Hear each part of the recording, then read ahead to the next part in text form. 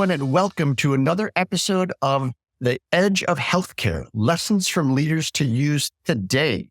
And we have a wonderful leader with us, and I'm impressed with everything that she's accomplished. And we're going to get into the hows, whys, and wheres of these accomplishments. So let me get her to introduce herself. Mary Sunahara, thank you so much for being here. Tell everybody what you do and where you reside right now. Absolutely. Well, thank you for having me. So I currently reside in just south of Denver, Colorado. I am the Director of HIM Ambulatory for Intermountain Healthcare. I've been with Intermountain Healthcare since 2012. Intermountain Healthcare merged with SEL Health, and I was with SEL Health and then moved over to Intermountain Health. Intermountain Healthcare has, in my opinion, an aura around it. And I would put it in the altitudes of the Mayos, the Hopkins, the MD Andersons, and those sorts of things, to where when you hear it, you immediately take notice. And I've had very little exposure to Intermountain Healthcare over 30 plus years of healthcare. And I'm curious, what do you attribute that aura to? So I attribute the aura to, they are based out of Utah, and they were a group of originally 15 hospitals. And they were basically, the Mormons donated those hospitals to another group to go ahead and manage and grow them. I feel like they have, they really understand the needs of the community. I think that's one of the biggest, what I see from Intermountain Health. They really understand the need, and they understand how to move forward with cutting edge healthcare. So they're always looking at the next innovation, how to make things better. How to make things better for their community, how to make things affordable for their community. They're truly a community-based healthcare system, and it's wonderful. It's refreshing too, because if someone from a leadership perspective is always looking at the next best thing, there's bound to be some mistakes. There's bound to be some leaps of faith and some courage, because that's the essence of leadership. You know, you have to take some risk. So how have you found over the years that, and I agree with you, they do seem to be looking at it from a community perspective, but philosophically, how have they been able to be so successful with this? And then I would also like to know, why aren't more organizations leading in that manner? Gosh, how have they been successful with this? So I think it's their commitment. They have a very strong commitment to their, like I said, community. And it's always listening to, I think, their caregivers. They're so invested in their caregivers along with the community, and they really include us in decision-making. They're always coming back to us and saying, how can we do better? How can we be better? I think the caregiver investment is paramount. And it's so funny in today's day and age, with the onslaught of physician burnout, with the regulatory and compliance headaches that show no signs of slowing down, only increasing. Everything seems to be getting pushed back to the physicians and the caregivers. So that sense of value, or that sense of appreciation, and it has to be authentic, because the caregiver will sniff right through it if it's not. Then it would be counterproductive. That's an environment, it sounds like, that you thrive in. Absolutely. And it's so interesting, because when Intermountain and SEL Health merged, I understood why we needed to merge. But because I'm based in Denver, I hadn't really been exposed to really what Intermountain Health is about. It wasn't until I started traveling to Utah and I started, going out to the clinics, going into their facilities, talking to their caregivers, that I really started to understand their commitment. And suddenly it was like, I'm all in. I am totally all in with this. And what would be one thing that you would tell people, because everyone has this image of Utah, this image or multiple images, this idea. Well, what one thing would you tell people that would shatter their preconceived delusion? They are accepting of everyone. Super cool. Very nice.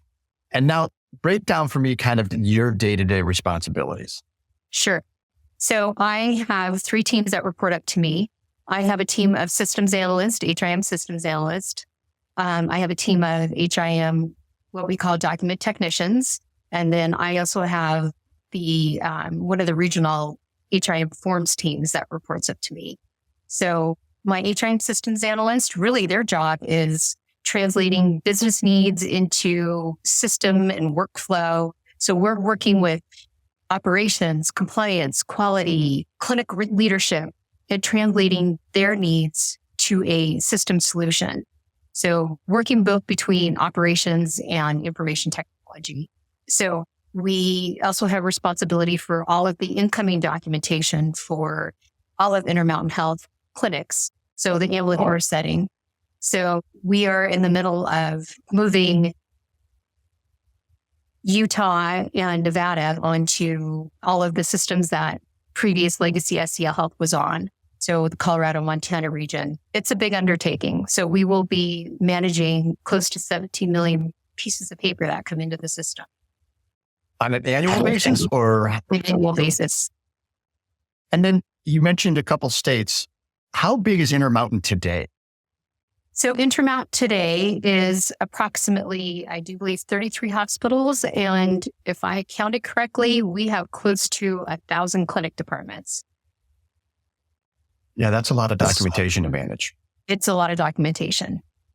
So there's competing initiatives and competing agendas all the time in that. Absolutely.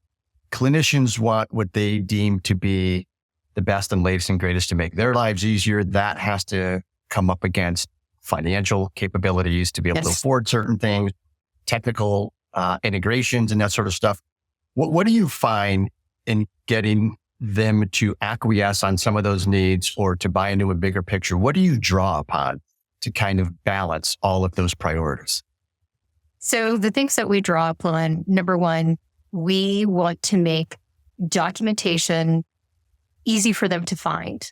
And we want the documentation to be relevant to the care that they're giving to patients.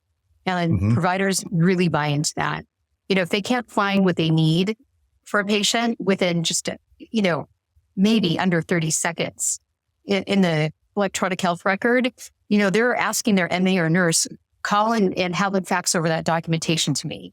And the end becomes very frustrating. So it's, quickly getting documentation into the system in a very efficient manner where we're not, leaning on our clinics to do that work. It's making it available to them. It's making them easy for them to find. Have you had any initiatives where you embarked down a path of, let's say, frictionless integration, where you perceived this was going to be a good thing, that it turned out to be a bad thing and you had to pull the plug on it?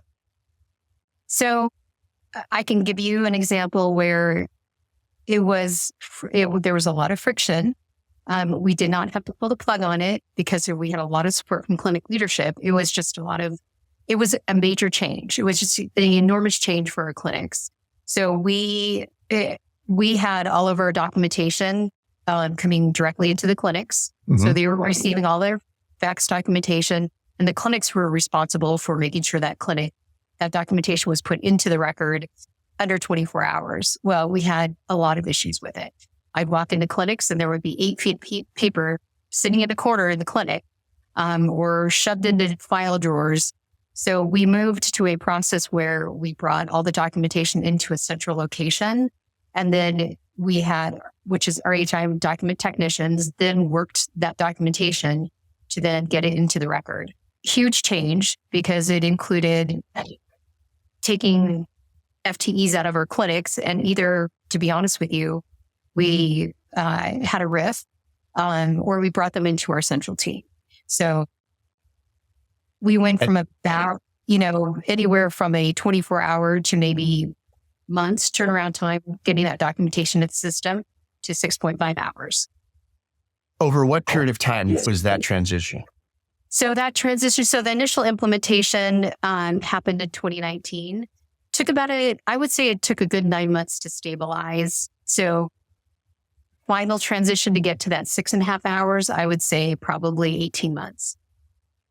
And I think it's fascinating because we live in a immediate gratification world. Yep. And healthcare is anything but fast. Yeah, correct. From an efficiency standpoint. So from your perspective as the leader, how do you maintain individually yourself and throughout your teams the energy required to see this through over the long haul? That has been a struggle. So number one, you have to have a team that is committed to the change, and they are committed to the chaos that comes along with the change and managing through the chaos. I will say that I did have a significant amount of turnover on my analyst team with this change. They just really struggled with moving from one system to the next system or change your workflow. But I will say, I think having, I have managers that are highly committed to it and really good at what they do, and they stuck with me. Yeah, it's a difficult balancing act because you have the needs of the system, Yes. the needs of the project, juxtaposed with the human element, Yes. where as a species, we are resistant to change. And for anybody that doesn't believe me, wear your watch on the other arm for a day and see how much you like that. And it's the simple things like that. So I'm always fascinated by how you're able to motivate teams, motivate individuals, get them to give more of themselves than they themselves even recognize they're capable. Yes. Well, so employee engagement is huge with that. I think so I will say that I round with everyone who reports up through my managers. Probably every 3 to 6 months, I round with them. I think caregivers knowing that we are committed to them helps tremendously. And define round with them. What does that look like? I'm picturing something from the television shows in the 90s and 2000s. So I sit down and I meet with them one-on-one, and it's their opportunity to tell me anything they want to tell me. And typically I'm asking questions like, how can I make your job easier? How can I help? What can I do? What do you want in the future? I mean, do you like what you do? Do you want to move into management? So it's always focused on the caregiver. It's always making sure they're engaged, that we listen to them. I think that's huge. And I don't want to go on a limb here, but that could be the most challenging aspect of your job, because you have to do it in a manner that they have to believe in themselves that this is not just lip service, that you're just not placating them. So you have to then take their wishes, desires, wants, needs, and incorporate that into some visual, tangible results. Is that fair to say? It's extremely fair to say, yes. Which is not easy. So I'm curious the skill set that you utilize to make some of those things happen. So first of all, I would say Intermountain provides us with a lot of leadership training, especially around caregiver engagement. And they are continually sending out surveys about every 3 months to make sure that our caregivers stay engaged. So as soon as I receive those caregiver results, we are looking at our engagement score. We're looking at our engagement score. We're looking at our well-being score. And we're trying to figure out where we can continue to improve. So my teams do have high scores, but you can't just sit and say, oh, I don't need to do anything. You have to continually be asking, what more can we do? What more can we do? So I would say that, again, Intermountain Health gives us a lot of great tools for engagement, and we continue to use those tools, and they are highly successful. And are these commercially available tools, or are they kind of homegrown internally within the org? They're both. They're definitely both. So I would say our survey tools are, definitely industry standard, but there's a lot of homegrown training that we go through that is offered to all leaders. I think that's fantastic. And I think I'd be curious your thoughts. If someone is not another health system, say around the country, that doesn't have that employee engagement model, what would you advise them, or what would you predict for their success? Well, I would say they probably have a higher turnover rate. And I think they have a much more difficult time attracting top level caregivers. Talent, sure. Talent, yeah. And I'm always depressed by the statistics that are out there where, and the latest one I heard is something to the tune of, 40% of hospitals have a negative operating margin. And it's just not sustainable economically. No. So, and then everybody suffers from caregivers to patients and the whole, it's just a self-defeating cycle. How does a health system break out of that? So when I look at where Intermountain Health is and moving from, as being part of the merger. So honestly, they need to break out of that by using innovation and using technology and using the tools that they can find to help automate and help, for example, from a physician perspective, we require them to do an awful lot of documentation. And we bring so much information into our EHRs that it's overwhelming. So what are the tools that we can give them to make that a lot less overwhelming? So obviously one of the tools that we're bringing in more AI. We're bringing in, for example, I'm in the middle of reviewing technology that can help automate bringing that documentation in on the front end and pushing it into the right workflows. So we're identifying refills and pushing them to the pharmacy teams that need them, identifying referrals and pushing them directly to the team that is working on incoming referrals. So we have to use the technology to automate, to shorten the time that it takes for us to do our work, and really work on decreasing those timelines. One of the things we encounter at Medicate that I'm sure you probably do as well is, you mentioned technology and the investment in innovation, is the fear that the more technology my organization gets, I'm going to be out of a job. Yes, exactly. So how do you combat that, and how do you move that individual from that fear base, if you will, to empowerment? When we moved all of our clinics off of a decentralized scanning process to a centralized process, it was technology that allowed us to do that. As part of that, our teams had to change the way they did their work. And our systems analysts were fearful that they were going to lose their jobs. And part of what I tried to do, obviously you're managing the change. Not only are you managing change in the clinics because they're, major change for them, but I'm changing, the way the systems analysts view their roles as well.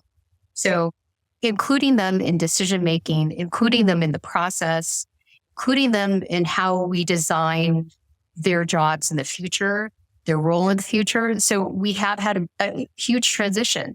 We have moved from more, hands-on operational manual workflows to much more automated workflows and using data to be able to understand how successful we are. So definitely trying to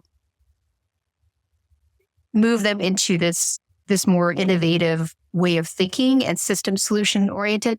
Do that by training them, giving them, classes that they can take to, learn more about data analysis, offering more certification. Intermountain Health has a great educational continuing ed program, offering up all of those different ways they can continue to increase their skill set. So, that's how we've been able to retain some of our talent, not all of it, but it's also been how we can attract new talent. Yeah, it's such a delicate balance. It's definitely a balance. And you look at whether you call them the analytical skills, the soft skills, because the soft skills don't often get as taught as frequently as one would hope. But, there's a couple of things that come to mind here. If you're always giving value to the organization, more often than not, they'll find a place for you. And your role may change, and it may not be what you originally signed on for. Yes. And I always harken back to the Steve Martin philosophy, which he was applying to helping actors break into acting. And the same for any industry. Be so good they can't ignore you. Yes, exactly. Exactly. And that makes, and this again harkens back to some age-old philosophy, that may require you to go outside of your comfort zone, but that's where the growth occurs. Exactly. So getting that philosophy distilled down into an analyst sometimes who had spent years in a cubicle for the most part, that's a challenge. And I think it's great that the employee engagement is so high. I think the leadership skills and education is paramount to that. Yes. So if someone is suffering from that victim or fear that they're going to lose their job and is not taking the effort on their own with everything that Intermountain is providing them, then I don't know if they can point a finger. No, they cannot. And that is one thing that I am, even right down to my hourly non-exempt technicians, I'm always asking them, how are you feeling? And they will come to me and they will say, I'm feeling nervous about the changes. And the first thing out of my mouth is, don't feel nervous. Don't feel nervous. There's always a place. And I always direct them to, how we will map out a path for you. Yeah. And I'd be curious too, that anxiety and that nervousness, dependent upon an individual's role. And since many of the roles went virtual for a lot of people, that only got heightened and accelerated. Yes. Well, and all my teams are virtual, by the way. Okay. And fully virtual. I don't recall a lot of classes in college or education on how to work virtually. So it's a struggle for me sometimes. Right. Because we need that socialization, that human contact, that interaction. Absolutely. So how have you been able to what do you do? What tactics do you use? How do you make people feel heard? So, again, Intermountain gives us really good tools and processes for that. So we do have a process with a daily huddle where our teams all come together. And it's really, we call it a daily huddle, and we focus on everything from safety to what our daily focus is to any announcements. And if we have time at the end, they're about 15 minutes. And if we have time at the end, we'll do a round table. And it's everyone's opportunity to be able to share, share thoughts, share feelings, give recognition. We are big on giving recognition. Intermountain is really big on making sure our caregivers are recognized and heard, and their accomplishments are really advertised to everyone within the organization. In addition to that, my managers do a great job. They hold weekly open doors, so they get on a Teams meeting and it's an open door and anyone can join and share whatever they need to share. They can stay on for the full, hour that she's conducting her open doors, or they can just, drop in for 5 minutes. Yeah, it's such an interesting time with regards to the virtual aspect of it. And I think it's difficult. It is truly difficult. And there's that balance again of authenticity, because I think I know I've been at organizations where there's an employee of the month type of thing. And it is so superficial that everyone gets it. It has no value. In fact, it probably does more harm than good, type of stuff. So how do you absolutely make certain, you talked about promoting accomplishments by caregivers and others. How do you make certain that people deem that valuable versus just, superficial recognition?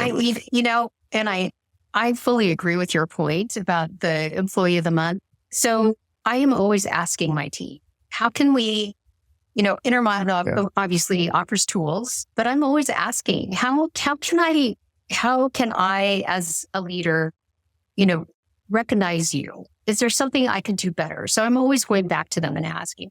I will say, I think one-on-ones that we have with our employees, even though it's not a group recognition, I think the fact that we as leaders take the time to meet with them is significant for them. And that I as a leader know when there's something personal going on in their life, and I am there to support them. I think that's huge. So I think me being authentic to my employees, so when I do give them recognition, they know it's coming from the right place. Right. So I, as a leader, have to be authentic. Yeah. And I'm hearing a consistent theme throughout this dialogue, and it's communication. Yes. Yeah. Definitely. Communication, I'd even say go so far as to say step 2 would be initiative. People have to take the initiative. So if you're uncomfortable or something's stressing you out within the workplace and you bring it to someone's attention, don't hold it inside because you're not helping yourself. You're not helping the unit. You're not helping the organization. And if it falls on deaf ears, then it might not be the organization for you. Well, and it's making sure that your employees know that you have a safe space for them. We get together, and that's the first thing I will say, if we're having tough conversations, crucial conversations, this is a safe space. That's awesome and I tool. live by that. Yes, I live by that as well. So you're an incredibly accomplished leader. I'm beyond impressed with the wisdom that you have and have gained over the years. I'd be curious, what has been or one of the hardest lessons you've learned that you remember from your past? Oh, one of my very hardest lessons is I am a perfectionist, and so I've always had, in my mind, this thought of, well, I'm always right. I'll admit that. I think I'm always right. It's been a tough to learn. I mean, I know I'm not always right, but in my mind, I think one of the hardest lessons has been really learning to let go and trust that I hired the right people and put them in the right positions and delegating and letting them go and doing their job. That's been a hard thing for me to be able to learn and do. But any guidance on how you would help others do that are sitting in similar situations? And I appreciate your honesty with regards to, I'm the smartest person in the room, because I know there's some physicians that usually think they're the smartest person in the room. So, yes, definitely. I know a lot of those. So I think trusting myself, I think as a leader, you need to trust that, again, that you hired the right people and that you have set them up for success, and that you as a leader, you are, leading from a good place, and letting them do their job and letting them make mistakes. It's okay to make a mistake. We can course correct. So, really making sure that they understand that I support them. And it's okay. We're good. Yeah, that's amazing. I am not a parent, but I think it could be analogous to being a parent, where you've raised them and you've got to let them go out in the world. You just can't shelter them. They're going to make mistakes, going to be okay, and instill in them that attitude that everything's going to be okay, even if you do make mistakes. So, and this is a lesson I just was repeated, and I had to remind myself, we're in the middle of setting our 2025 KPIs. And, I've gone back to my teams multiple times and say, no, we need to do more. We need to, this isn't enough. And I had to meet with our, one of our continuous quality improvement people to review the KPI. And it was good I did. It was good that I asked them to do that, because the second set of eyes basically said, this is great. This is fabulous. Let's move forward with it. And I thought, you know what? That's a good lesson for me. It doesn't have to be perfect in my version of perfect. Right. And I hear it often, don't let perfect be the enemy of good enough. Yes, exactly. And it's okay to go for the B. We don't have to be perfect and go for the A. The B can be good enough. Yes. For those of us that lived on the curve and appreciated those Bs, that's where we live. I like that. Right. You mentioned something about soft skills. Mm-hmm. So I wanted to go back and address, the soft skill, because it is definitely something that it is a struggle today with the remote environment. I think soft skills are, I think that is probably one of the biggest struggles with having my team all remote. We interface with our clinics, we interface with our caregivers, we interface with doctors, clinic leadership. And what I find is with being remote, we are struggling we almost hide a little bit, and soft skills are a struggle. Yeah, we're I not willing completely to, agree. yeah, we're not willing to get on the phone or get on a call or go out to the clinic in person. We seem to be doing a lot more via email and chat. And, I think that is an area that has made our jobs more difficult. I think it made the jobs more difficult. And since it's an area that I study, it's made them unknowingly more difficult. And it's especially, definitely. Yeah. it's especially enhanced the difficulty when people don't turn their cameras on. Oh, interesting. So what I've noticed is, so we do require cameras to be on. I don't make them turn them on all the time. Mm-hmm. I would say that a lot of time when we get on calls, I would say at least half the people are not on cameras. Correct. And so you're not sure what the engagement is. 100%. And 85% of communication is nonverbal. So if you can't see the individual, yes, exactly. There's so much communication and nuance that's lost. And so manage it around that. I mean, that's a topic for a whole nother call. That is a topic for a whole nother call. And I'm only addressing it from, as I am bringing on, I'm in the middle of growing my team. We're going to more than double in size here pretty soon. And, and I think about those things as how do we continue to have engagement as the team grows rapidly and our soft skills we struggle with our soft skills. Yeah, we can talk further because I'm fascinated by it. And I strongly believe that EQ is far more valuable than IQ. Yes. Oh, absolutely. 100%. Yes. I completely agree with that. Let me switch gears here, and we're going to go to the speed round of word association. Okay. All right. So I'm going to mention a phrase or a word, and you have to tell me, unfiltered, the first thing that pops into your head. Okay. All right. And you actually mentioned this word earlier, so I found a slight amusement in this. All right. The first word is fax machine. Paper. Good or bad, fax machines? Both. Yeah, I'm on a crusade. Single-handedly, I think healthcare is keeping the fax industry afloat. Oh, they are. But I hate to say it, physicians like fax machines. They like paper. It's reliable. Fax machines are reliable. Well, I agree with you. I think this would be an interesting discussion with the physicians. I think they like paper. I think underlying that, what they like more is the access to the information they need. And for the last century, that's been by paper. But if they could get the information they need without a fax machine, they would be very, very happy. Well, they can get the information they need without a fax machine. The problem is we give them so many ways to access information in so many different systems that it's inefficient. Agreed. 100% Faxes are more efficient.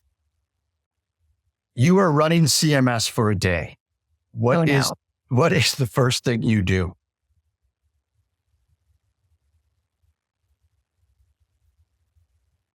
Wow. I don't even think I could answer that. It's a tough one. It's overwhelming. Yeah. It's overwhelming because of the enormity of what CMS does or the enormity of need. All of it, both. I think you're trying to balance, the needs with the enormity of just the scope of CMS. So, how do you balance that? You'd probably take more than a day. I could. Yeah, I don't know if I could do that. All right. Prior authorizations. Oh, terrible. Yeah. There seems to be 100% unanimous consent on that. The teams that we have to hire now just to manage prior auth. And again, it's this ongoing battle of, well, we have prior auth. Why do I have to call you again? Why do I have to get prior auth again? So it's a battle. And then lastly, if you could sit down with anybody, living or deceased, in healthcare and have a extended dialogue conversation with them, who is that person and what are you drinking? Well, I would probably be drinking a ranch water. Okay.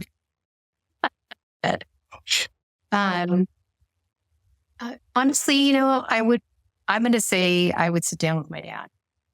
And why? My dad was a pediatric hematologist oncologist, and he was very cutting edge for his time, which was, in the 60s, 70s, and into the early 80s. He was incredibly cutting edge.